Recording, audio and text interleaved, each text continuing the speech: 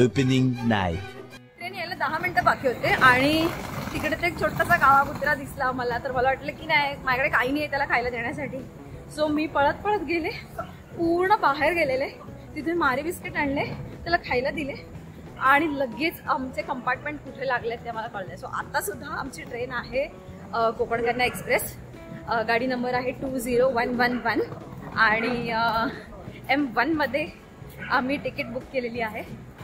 आणि सगळ्यात इम्पॉर्टंट म्हणजे ना, या ट्रेन जर्नीमध्ये कौस्तुभला एक सरप्राईज मिळणार आहे आणि ते काय सरप्राईज आहे ना, त्याच्यासाठी मला त्याचा फेस बघायचं सगळ्यात इम्पॉर्टंट, की तो काय रिॲक्ट करणार आहे. तेच बोलतो जू एवढ्या पडल्या चालली म्हणजे सिरियस आहे ट्रेन, सिरियस आहे. व्हेंटिलेटर लावले.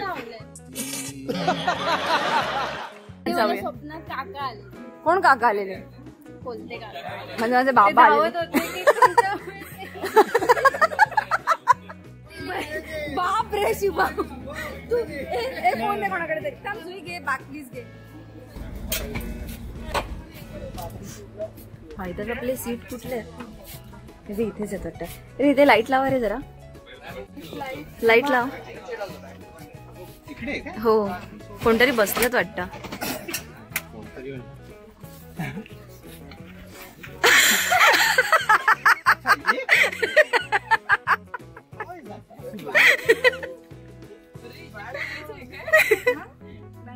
हे तर मला माहिती.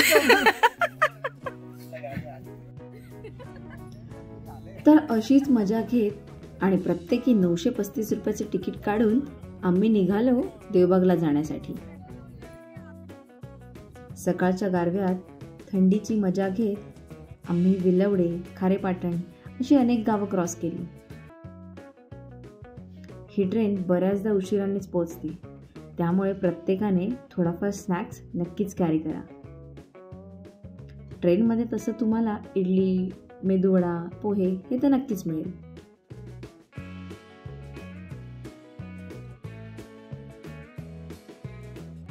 नमस्कार मंडळी, मी रंगी अंकिता वितकेजू आणि स्वागत आहे तुमचं आमच्या आजच्या या ब्लॉगमध्ये. परत एकदा ट्रेन जर्नी आणि पुन्हा एकदा कोकणची सफारी करण्यासाठी निघालो आम्ही. कोकण कन्याचा प्रवास आमचा खूप छान झाला. ऍक्च्युली ना, ही ट्रेन दररोज रात्री छत्रपती शिवाजी महाराज टर्मिनसवरून सुटते आणि ती मडगावपर्यंत जाते. आणि ही एकच ट्रेन अशी आहे रात्रीच्या वेळेस जी आपल्याला डिरेक्टली सिंधुदुर्गापर्यंत घेऊन येते. सो त्याच्यामुळे आता आम्ही सिंधुदुर्गामध्ये उतरलो आहे आणि इथून आम्ही गाडी करून देवबागपर्यंत जाणार आहोत. सो देवबागला जाण्यासाठी 2 ऑप्शन आहेत. एक तर तुम्ही कुडाळला सुद्धा उतरू शकता आणि सिंधुदुर्गामध्ये सुद्धा उतरू शकता आणि इथून तुम्ही बाय रोड देवबागपर्यंत जाऊ शकता. तिथे जाण्यासाठी स्टेशनच्या बाहेर तुम्हाला रिक्षा मिळतील आणि गाडी सुद्धा करू शकता. स्टेशन एकदम मस्त बांधलं. हो, एक्झॅक्टली. स्टेशन कसं आहे ते आम्ही तुम्हाला दाखवू ब्लॉग मध्ये, पण एक नंबर बांधलं. आम्ही ही गाडी बुक केली आहे आणि या गाडीने आम्ही देवबागपर्यंत जाणार आहोत. 3000 रुपये चार्जेस आहेत इथून देवबागला जाण्यासाठी. टॉबीचं फोटो सेशन करत आम्ही निघालो 1 तासाच्या अंतरावर असणाऱ्या देवबागच्या दिशेने. तुम्ही इथे आल्यानंतर सुद्धा गाडी बुकिंग करू शकता. स्टेशनच्या बाहेर तुम्हाला रिक्षा मिळतील किंवा त्यांच्या ओळखीने तुम्हाला 4 व्हीलर सुद्धा अवेलेबल होतील. पण मी तुम्हाला सांगेन की तुम्ही ॲडव्हान्समध्ये जर गाडी बुक करून ठेवलं तर इझी याच्यासाठी आहे, तुम्ही पोहोचायच्या आधी इथे गाडी आलेली असते आणि त्याच्यानंतर तुमचा प्रवास लवकर सुरुवात होतं. कारण ऑलरेडी ना ही ट्रेन दररोज उशिरा येते, त्याच्यामुळे बऱ्याचदा असं होतं की तुमचा जो ट्रॅव्हल टाइम आहे ना तो वाढतो. तुम्ही मुंबईहून किंवा तुम्ही ज्या पण ठिकाणावर निघता ना तिथून निघायच्या आधी गाडी बुकिंग करून ठेवा. माझ्याकडे काही कॉन्टॅक्ट डिटेल्स आहेत आणि इव्हन आता आम्ही ज्या गाडीने ट्रॅव्हल करतोय त्या गाडीचे सुद्धा मी डिटेल्स तुमच्यासोबत शेअर करेन.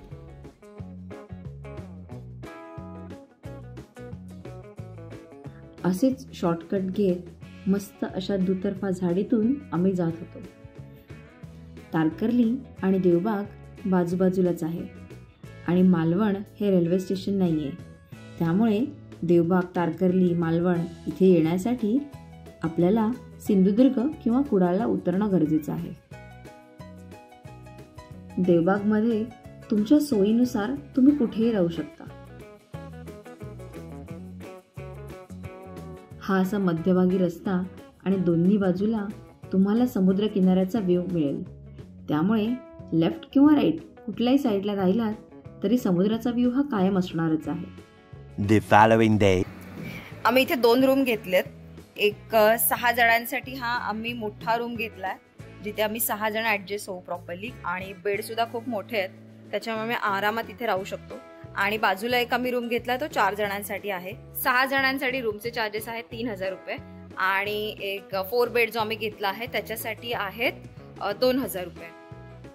सो असे आम्ही 2 रूम इथे घेतलेत. आणि हा आमचा टॉबी आहे. इथे आम्ही आमच्या टॉबीला सुद्धा घेऊन आलोय. हाय टॉबी. टॉबी आम्ही इथे त्यांना ब्रेकफास्ट सांगितलेले पोहे आणि इथे आम्ही बाहेर नाश्ता करण्यासाठी बसलोय. ते आमचे रूम्स आहेत. हा आमच्या रूमच्या समोरचा व्ह्यू आहे.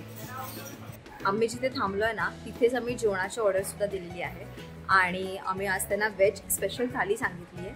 सो व्हेज स्पेशल थालीमध्ये काय काय येतं आपण पाहूया आणि इथल्या जेवणाची टेस्ट सुद्धा करूया. स्पेशल थाली आम्ही सांगितली होती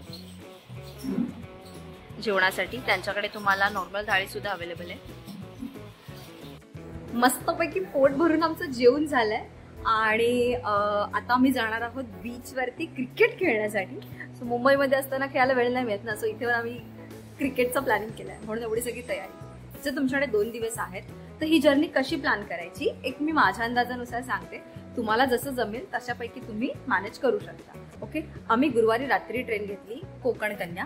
ओके, तुम्ही कुठलीही ट्रेन घ्या पण रात्रीची घ्या जेणेकरून तुम्ही सकाळी इथे पोहोचाल आणि शुक्रवार आणि शनिवार असे 2 दिवस तुम्ही इथे आरामात स्पेंड करू शकता. तर तुमच्याकडे 2 दिवस आहेत ना, तुम्ही तुमच्या अकॉर्डिंग प्लॅन करू शकता.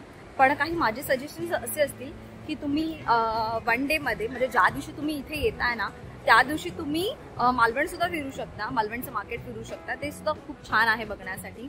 आणि संध्याकाळी जर तुम्हाला सनसेटच्या वेळेला पॉसिबल असेल तर तुम्ही कांदळवन सफारी सुद्धा करू शकता. आणि दुसऱ्या दिवशी तुम्ही बाकीचे जे पण काही राईड्स आहेत ना ते करू शकता, जसं की scuba diving, parasailing, banana ride, bumper ride आणि जेवढे पण स्पॉट्स आहेत ना आपले जसं की बोगवे बीच, न्यूती बीच आणि त्याच्यानंतर संगम पॉईंट, हे सगळे तुम्ही दुसऱ्या दिवशी सुद्धा प्लॅनिंग करू शकता.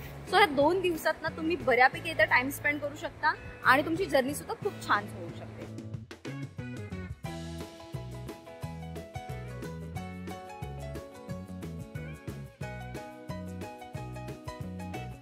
आणि इथे ना तुम्ही तुमच्या बजेटनुसार रूम बुक करू शकता. एक मिनिमम 1500 पासून 3500-4000 पर्यंत सुद्धा तुम्हाला इथे रूम्स अवेलेबल होतील. इथे होमस्टे सुद्धा आहेत आणि बीच रिसॉर्ट सुद्धा आहेत. सो तुमचं जे पण काही बजेट असेल त्या बजेटनुसार तुम्ही इथे स्टे करू शकता.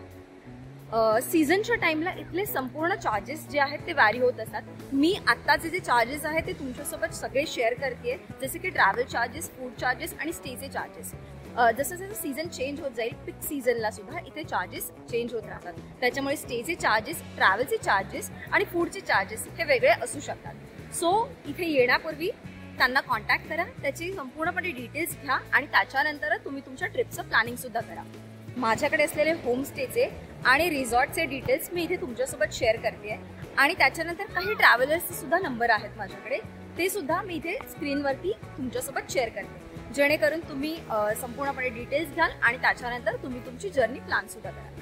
आय होप तुम्हाला आजच्या ब्लॉग मधून खूप छान इन्फॉर्मेशन मिळाली असेल माझ्याकडून. आणि हा ब्लॉग जर तुम्हाला आवडला असेल तर मला नक्कीच प्लीज कमेंट करून कळवा. आणि आतापर्यंत हायवे लव्हर्सच्या फॅमिलीला सबस्क्राईब नसेल केलं तर लवकरात लवकर सबस्क्राईब सुद्धा करा. आमचे नवीन नवीन व्हिडिओज पाहण्यासाठी आमच्यासोबत कनेक्ट राहा. सो दिस इज अद्रंकी अंकिता विथ केजो with my family signing off from highway lovers. Okay, bye.